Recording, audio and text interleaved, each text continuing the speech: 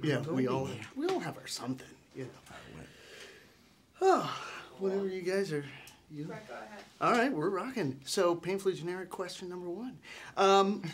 What's the reaction like when you find out you're going to be in Ron Howard's return to comedy after so many years? There's not enough space in this room, I don't think. I would need to be doing some running and screaming and kind of like giggling. Yeah, we need the ballroom of this hotel on this. We sure. don't need this room. We need a little room to get around. It's amazing. It's Ron Howard, for God's sakes. I mean, Ron Howard. Yeah. I equate Ron Howard with Steven Spielberg. Like, he's up there, you know, so that to me is major. And Channing, this is one of the first times I've ever heard of an interview being done over Skype. What was that experience like? It was incredible. Like, I mean, I just even the fact, I didn't really know, I was on the film and I was in New York and I hadn't read the script yet. And then I hear Ron Howard wants to Skype with me and I'm like, what? I'm like, what do you mean, Ron? And then I Skyped with him and it was just like I was terrified to even Skype with him, but he was like the sweetest guy, you know.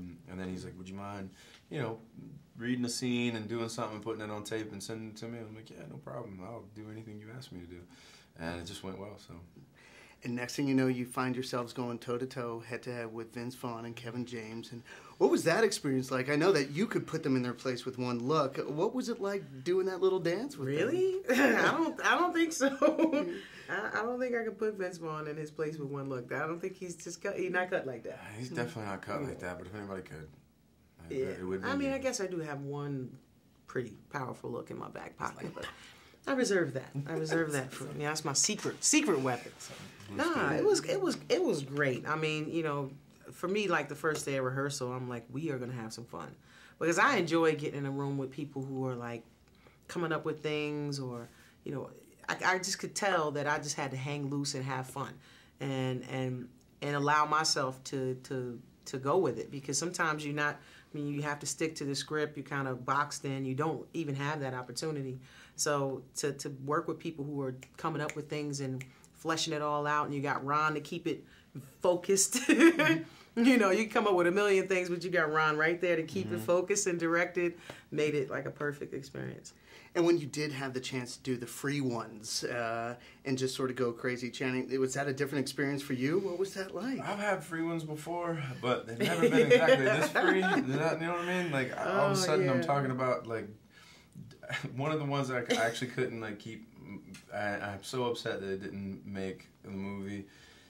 Vince goes on about a 20-minute tirade about Gilbert. We named the fish that died, and Gilbert doesn't want this right now. Gilbert, he wouldn't want you doing this. We wouldn't be free. Come on, put the gun down. Gilbert doesn't want this. And he goes on about this whole soliloquy about how Gilbert has feelings and a history. It's an amazing thing to watch him do that. I was just like, yeah. It was the only one I couldn't keep it together on, and it was brilliant and amazing. And the outtakes of this movie, there should be a whole other movie. Yeah, there should definitely be another movie with the outtakes. You know, this movie has got such a relatable, real-life, serious issue at its core, but it makes a big comedy out of it. How do you think audiences are going to react? Have you experienced a lot of conversation coming out of it? Just the premise? Was there a lot of chatter on set? What would you do?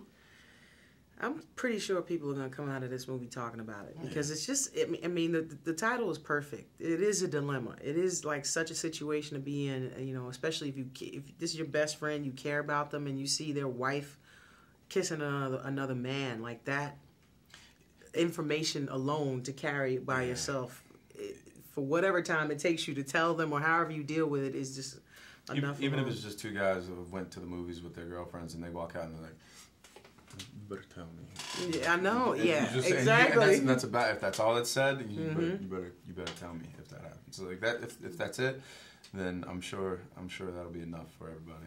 Well, that's perfect. You nailed the generics. We're all set. Thank you so much. It was really a pleasure. Thank you so much. You did